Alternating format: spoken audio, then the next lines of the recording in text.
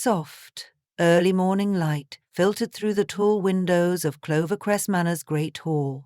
The rays illuminated tiny motes of dust dancing in the air like glittering fireflies. I, Grace Fallow, the living caretaker, was fulfilling the usual routine, checking for squeaky floorboards, airing out musty rooms, and making sure the manor retained its dignified air. The place had stood for centuries on the outskirts of our small town, and despite years of upkeep challenges, it remained a proud reminder of a bygone era. That morning, after adjusting some curtains in an upstairs guest room, I decided to move a few old trunks from a recess near the attic door. The manor's attic was notoriously cluttered with furniture, trunks, and sometimes odd keepsakes left behind by former residents or guests who rented the property over the decades. One steamer trunk in particular had piqued my curiosity. Its glossy black paint had mostly flaked off, and the brass latches were so tarnished that it looked like it hadn't been opened in years, maybe even decades. I heaved the trunk away from the shadowy corner, coughing at the dust that billowed up. Gripping a heavy ring of keys I'd kept on my belt, I searched for a match to the trunk's lock. It took 3 tries before a small rusted key clicked. My heart gave a little leap at the sound. With a creak, the trunk's hinges swung open, revealing a hodgepodge of old clothes, books with swollen pages, and a few battered wooden boxes. Most of it appeared worthless, but I glanced through each piece, hoping to find something that might yield a little local history.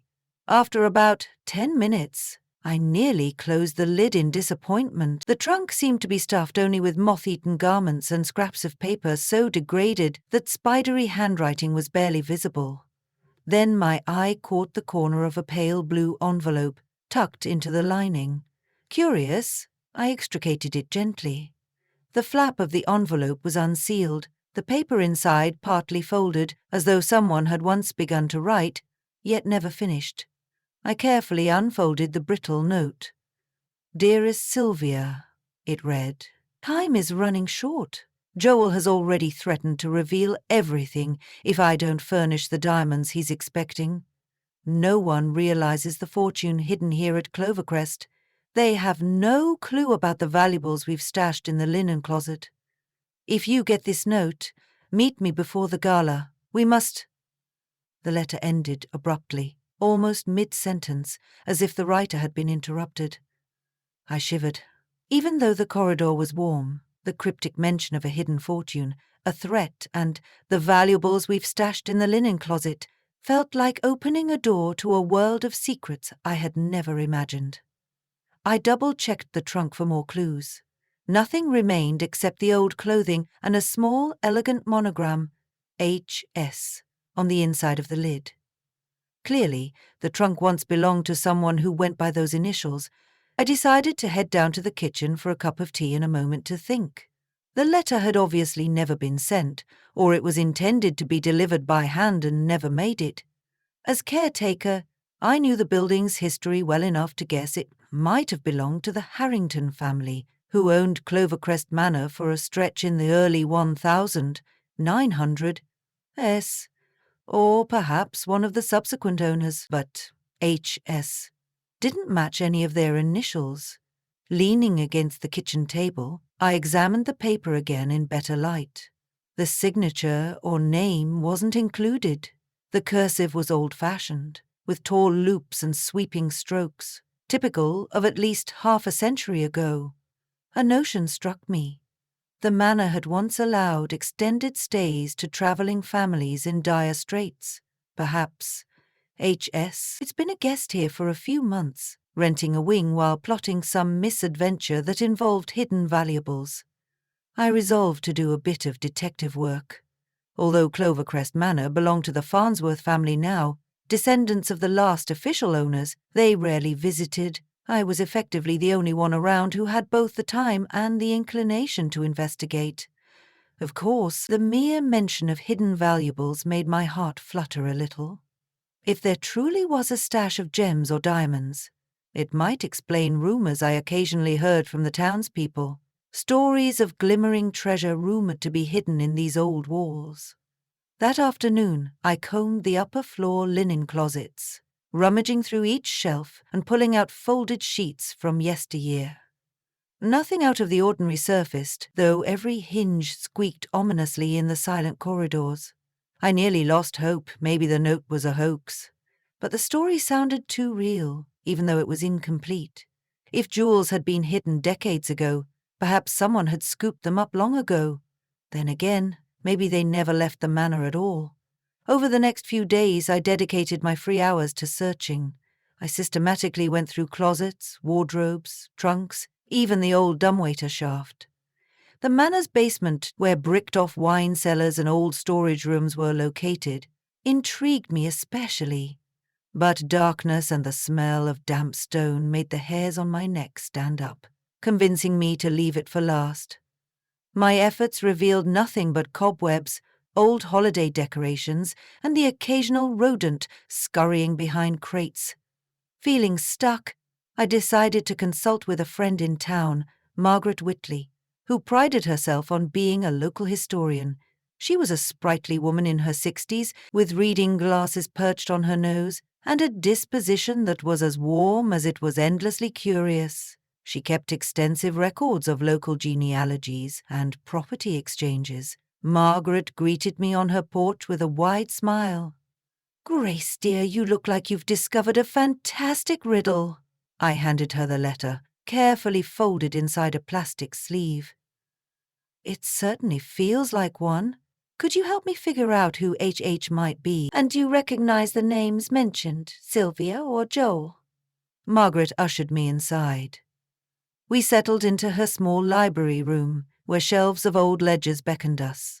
She flipped open a thick registry of residents who had lodged at or owned Clovercrest Manor over the years. I realized how thorough she was each year. Each caretaker, each rumoured proprietorship, had a mention in her tomes. After an hour of cross-referencing, her finger paused on a line. She gave a thoughtful hum.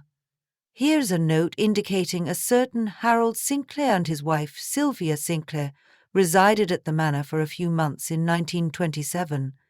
They weren't owners, but apparently they leased part of the second floor from the caretaker at the time. Harold was rumoured to be in the jewellery trade. But it was hush-hush. He might have used the manor as a base of operations while travelling." I felt excitement bubbling up.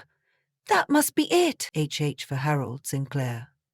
"So that means the dearest Sylvia in the letter was his wife, and Joel might have been some partner or a blackmailer, perhaps." Margaret tapped the page softly. Yes. The local gossip columns mention he had questionable dealings in the diamond import business. Something about smuggling, but I haven't found anything definitive. By the time questions arose, the couple supposedly vanished. They left Clovercrest Manor abruptly one night, in the midst of rumours about stolen jewels. I finally exhaled after holding my breath in eager anticipation. So, the letter was Harold's attempt to warn Sylvia that his partner Joel was threatening to spill the beans if he didn't produce the diamonds. This meant the reference to valuables hidden in the linen closet could be more than just rumour. Harold might have intended to retrieve them, but never did. Could Harold have hidden them more cleverly? I asked, leaning forward. Maybe behind a wall panel, or buried beneath floorboards? Some secret nook he planned to reclaim before fleeing? Margaret shrugged gently. Clovercrest Manor has so many nooks and crannies that it's possible. Look for small cavities or hollow sections of the walls. Some older mansions had built-in hiding spots. Thanking Margaret, I left with renewed determination. That evening, I combed the second-floor hallway for signs of hidden compartments. A repeated tap along the wood panelling produced a hollow thud behind a painting. My breath caught. I quickly pulled the painting from the wall, revealing a small square door that I never even knew existed. It was locked. My heart hammered wildly. Was this the hidden stash? Of course, my ring of keys was enormous, but many locks in this place had been changed. I tried every likely candidate in quick succession, but none turned. The small door remained stubbornly sealed. Rather than risk damaging it by forcing it open, I set myself to rummage through the house. If Harold had stashed diamonds inside, he might have left a matching key.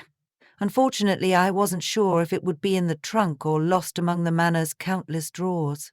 In fact, there was no guarantee the lock's key was even in the house. I slept poorly that night. My dreams were filled with visions of secret compartments, wily jewel smugglers, and ghostly footsteps in the corridors. At dawn, I rose and resolved to try again. The trunk in the attic had offered a single clue. Perhaps the old clothing had pockets I hadn't examined. And those battered wooden boxes might hide something as small as a key. So back up to the attic I went. The morning sun lit the motes of dust dancing around the cluttered space. Carefully I rummaged through each pocket of the old garments, moth-eaten jackets, a tattered scarf, trousers with sagging seams. In the third coat pocket, I found something. A small, worn piece of metal chain. No larger than a few inches, it was linked to a tiny key that looked even more rusted than the trunk key had been. Could it be the one? My pulse raced. I sprinted downstairs to the second-floor corridor and carefully approached the hidden panel behind the painting. With the utmost care, I slid the key into the lock. At first it caught. I jiggled it slightly, and then came a soft click. The little door creaked open, revealing a narrow cubby, and inside my heart gave a leap. Ah! And inside, my heart gave a leap, lay a small velvet pouch tied with a tassel. It was dusty and faded, but it bore a hint of elegance. I lifted the pouch carefully, noticing its considerable weight for something so small. Undoing the tassel, I poured the contents into my trembling hand. Half a dozen glittering stones, their facets catching the light with an otherworldly brilliance even through layers of dust. Diamonds, large ones. They shimmered in the sunlight, as if winking conspiratorially about their storied past. Along with them lay a folded letter. This one was more detailed, but just as cryptic in its own way. To whomever finds these jewels, I beg you to understand, they were obtained under dire and desperate circumstances. If I am unable to retrieve them, I implore you to do the right thing. These stones came at a cost greater than I ever anticipated. May they eventually bring justice to those who have wronged so many. I stood there, pondering the swirling dust in the corridor, all the silent echoes of the people who had walked these halls. The note hinted at regrets. A confession that Harold might not have wanted to live on as a villain. Perhaps the threatened blackmail forced him to stash these jewels until he could free himself of Joel's influence. But had he ever returned for them? Clearly not. I retreated to my sitting room, carefully cradling the diamonds and the note. New tension perched on my shoulders. Cozy mysteries in novels always involved a tidy resolution, some amateur sleuth unstoppable, unraveling every thread neatly. Now I found myself at the center of a real-life puzzle.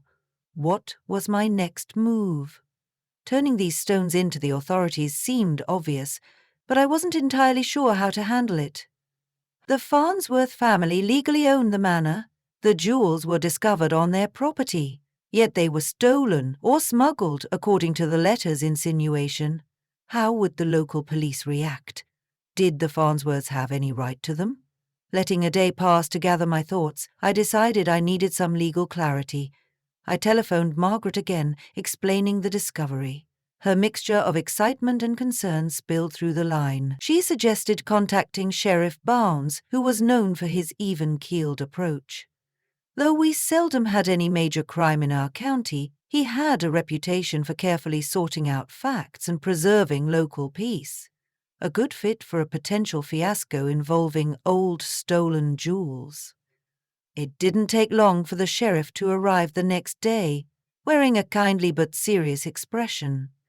He listened as I showed him the letter, the attic trunk, the hidden compartment, and the velvet pouch. I held my breath, fearing complications. But he took it all in a calm stride. "Well, Grace," he said, his voice low and measured, "I appreciate your honesty.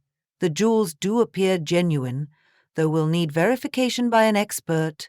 The question of ownership is tricky. We'll need a formal inquiry. If they were stolen property, they might need to be returned or placed in evidence, depending on if there's a claim or a record of theft. I nodded, though a flurry of anxious questions tugged at me. Seeing the pouch in the sheriff's official bag was oddly relieving, removing the burden I'd carried since I discovered it. A few days later, a jewelry appraiser from a nearby city arrived to examine the stones. According to him, they were extremely valuable, old mine-cut diamonds with a style typical of the early 1900s. He marveled at their size and rarity. Meanwhile, Margaret delved deeper into archives, hoping to unearth whether Harold Sinclair and Joel had run afoul of the law back then. She managed to find scraps of old newspaper articles referencing missing shipments of diamonds from a New York-based firm that specialized in European imports. That firm, however, had long since shuttered. Harold's name was connected in passing, but never pinned down for an arrest, presumably because he and Sylvia disappeared. By midweek, the sheriff received a surprising phone call. A descendant of that defunct New York firm had heard through a genealogical grapevine that some missing diamonds from the 1920s might have been located.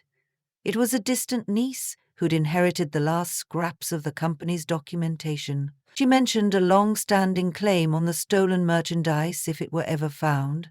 Lawsuits might be triggered, though so many decades had passed that the legal waters were murky.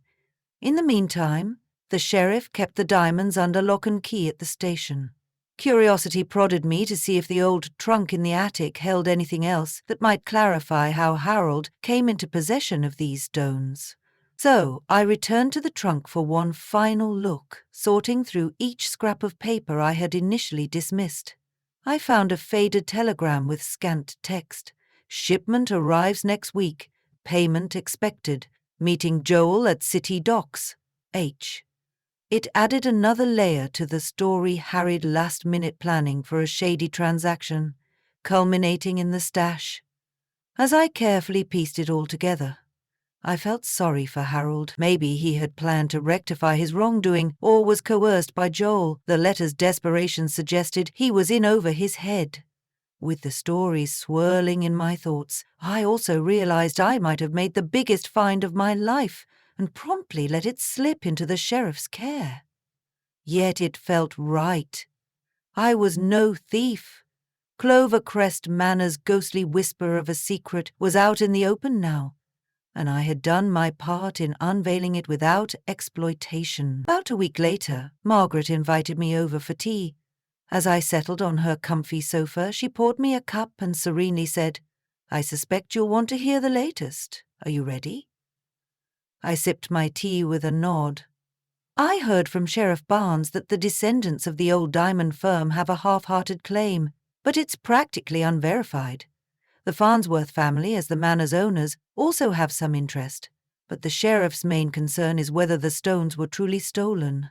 If so, and if Harold was the thief, then any rightful claim might be difficult to prove 100 years later, especially with the original business defunct. I frowned, trying to imagine how such a century-old mess could be resolved. So, is there no real conclusion? There might be a local hearing, but in many old cases the items go unclaimed or end up in a museum, especially if the rightful owners can't provide direct proof. Margaret traced the rim of her teacup thoughtfully. It's not uncommon for recovered smuggled goods from that era to remain in legal limbo. Maybe they'll remain in the county's possession until a rightful claimant can show up. Though the development seemed anticlimactic, I found a curious peace in it. Perhaps the diamonds were never meant to bring anyone wealth, only tragedy. If they ended up in a local museum, they could serve as a testament to a time in Clovercrest's past filled with intrigue and cautionary tales. As for the story of Harold, Sylvia, and Joel, I learned from Margaret that Joel apparently left the country around the same time the Sinclairs vanished, never to be heard from again. Whether Harold and Sylvia got away with more stolen jewels or found themselves stricken by misfortune, no one knew. Their tale had faded into rumor, overshadowed by the passage of time. The caretaker in me felt a sense of closure. Over the following days, I noticed how quiet the manor now seemed. No more sense of secrets waiting patiently behind the walls. I still performed my daily tasks, dusting the foyer's grand staircase, checking door latches, taking inventory of linens.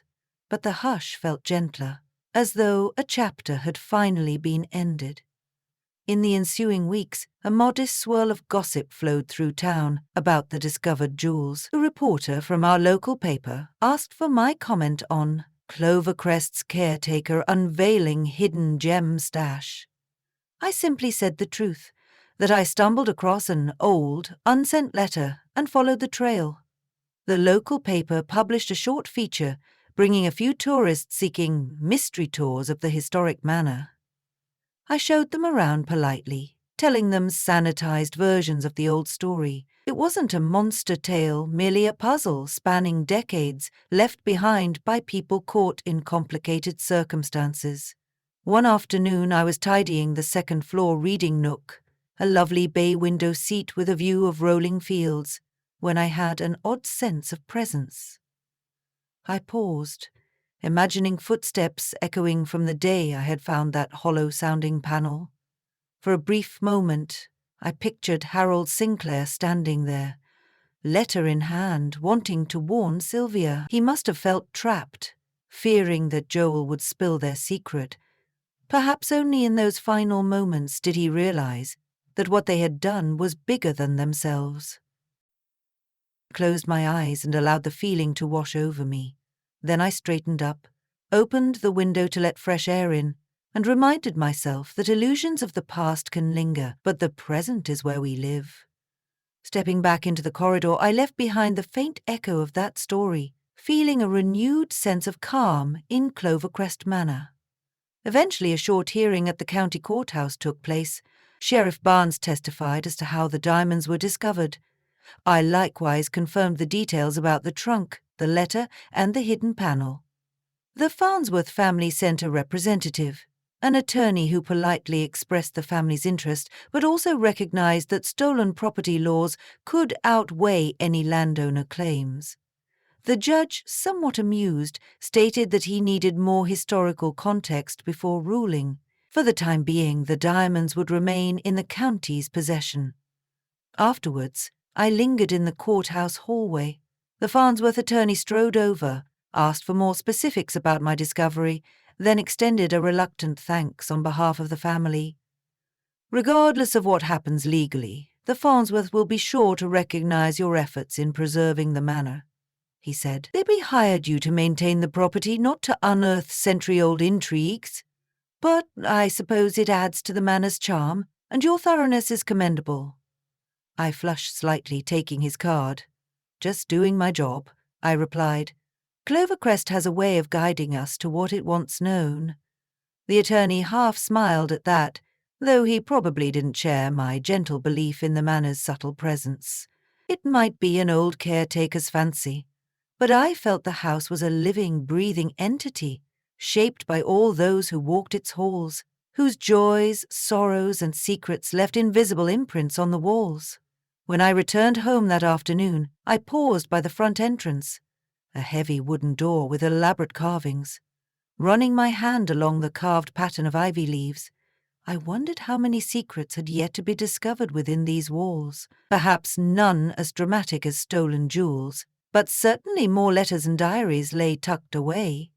If they ever came to light, each one could unravel a hidden story from an era gone by. In time, the talk about the jewels died down. The county continued an intermittent investigation, but the lack of clear records or living direct victims from Harold's supposed theft led to bureaucratic stagnation. About a year later, a local museum offered to house them temporarily in a special exhibit about the region's lost and found artifacts. The Farnsworth attorney complied, preferring to let them be displayed, rather than locked in a safety deposit box, and so the malignant shadow of stolen diamonds found a bit of redemption in shining as a historical curiosity, educating visitors about shady smuggling rings of the 1920s and the caretaker who chanced upon them almost a century later. Whenever I pass by that second-floor corridor, I sometimes imagine Harold and Sylvia's story.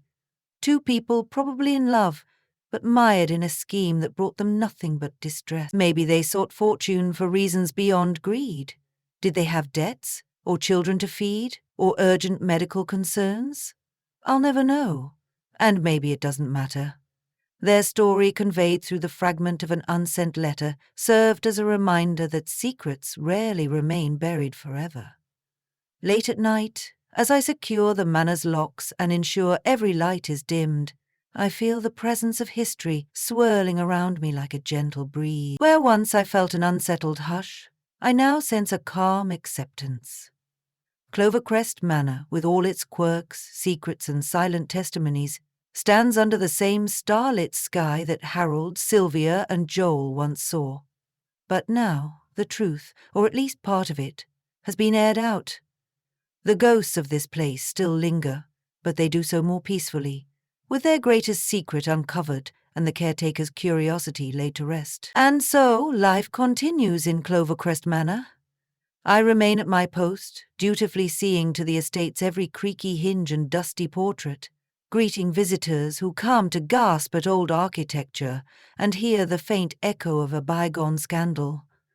Now and then, I glance at the place in the attic where everything started, reminding myself that mysteries can reside in the most ordinary corners. If the manor has taught me anything, it's that no secret stays truly hidden forever, and that discovering the truth often brings both resolution and a renewed sense of wonder for the place we call home.